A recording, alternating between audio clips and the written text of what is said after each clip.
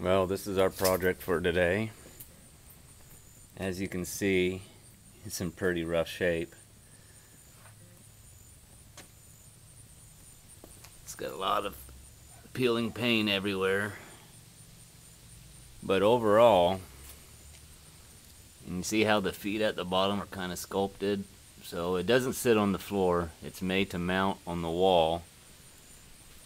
But I think it's a pretty neat little piece.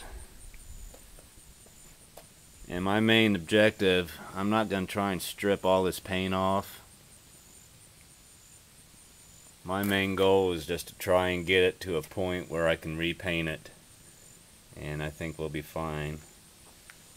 I think my first step I'm going to do is just take a putty knife and just start scraping as much of the loose stuff off as I can. I can see a lot of it's coming off pretty easy, so that's a good sign. Just scrape and scrape and scrape. So I'll work on this, I'll get it all scraped off to the best of my ability, and then we'll go to the next step. Okay.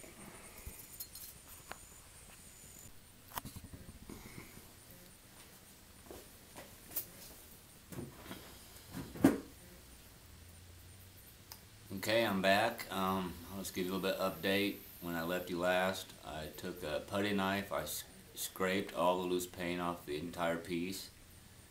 I then took some 120 grit sandpaper and I sanded down the piece also. Tried to smooth out all the rough edges and the edges of the paint flakes. I would have used 100 grit if I had it, but I didn't have any, so I had to use 120. I went back and filled some nail holes, did a little bit of patching. There's been a little change of plans. My wife bought this piece, so I told her I'd do what she wanted me to with it. Originally she asked me just go ahead and paint it black.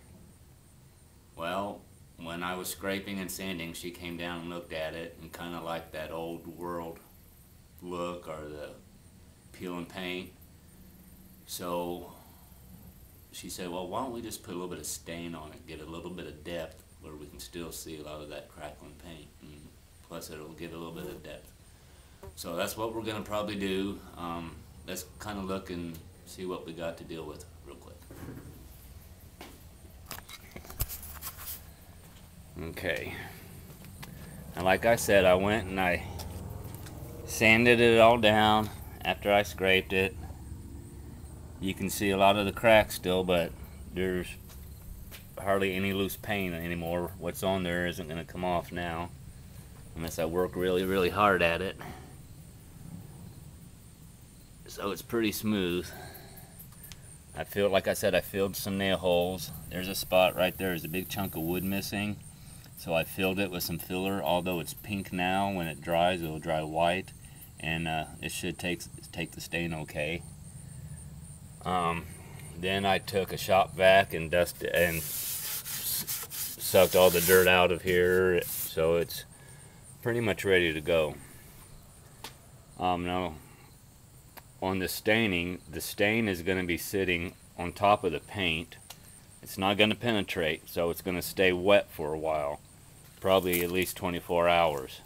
So if you try this at home, try and do it in a place where the fumes will not get to you, because it will be a little bit of fumes, and it will be wet for a while. So when you do it, if you can leave it sit somewhere where there's not going to be a lot of traffic, that'll help. Now I will tell you this, I did the same effect on my entire kitchen, on all the walls, and I really liked how it looked. So I kind of have a good idea what this might look like, and I think it'll look pretty good. If you're watching this on YouTube and you didn't go through my website to get there, go to my website, trash2treasureforyou.net, and if you would like to see some pictures of my kitchen where I did this effect, just send me an email and I will send you some pictures of how I applied it on my kitchen walls and how it really gave it that old world effect. So I guess we'll just get ready here in a few minutes and we'll start putting some stain on this and see what we got. Okay, be back in a minute. Okay, we're back. Now we're back to square one. Originally, we were just going to paint this black. And then my wife decided let's just stain it to give it a little bit of a darker look and let the character come through. But it wasn't dark enough, so I tried to put a glaze on it. And I didn't like how that was looking. So we're back to square one and we're going to paint it now. And I'm going to be using a 4-inch roller. And I'm going to be rolling right out of this bucket right here. And usually, most of the time, I'll go ahead and paint as much as I can with the roller first.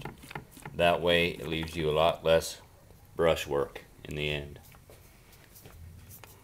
So we'll just get started and just paint it, roll it on.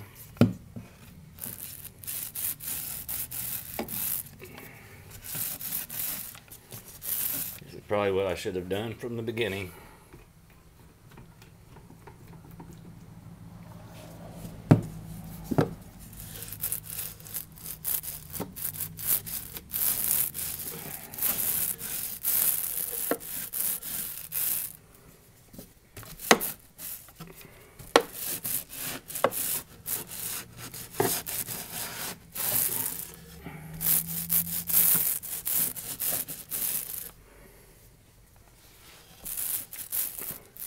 There are some tight quarters to work in though.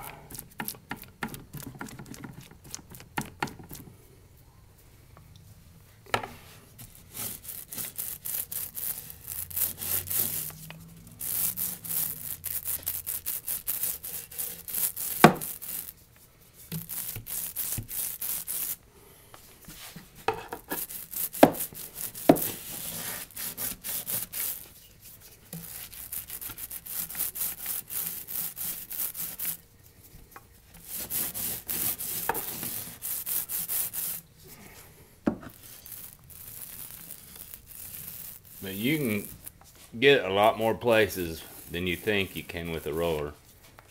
And by the time we're done rolling, there won't be a whole lot left to brush in.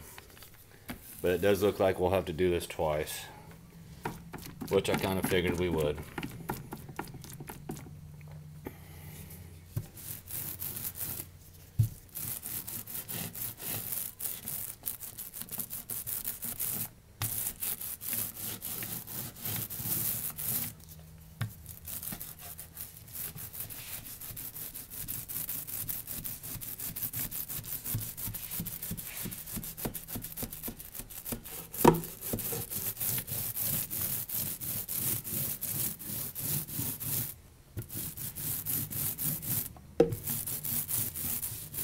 If I would have just started doing this morning, like I originally planned on, I'd be done.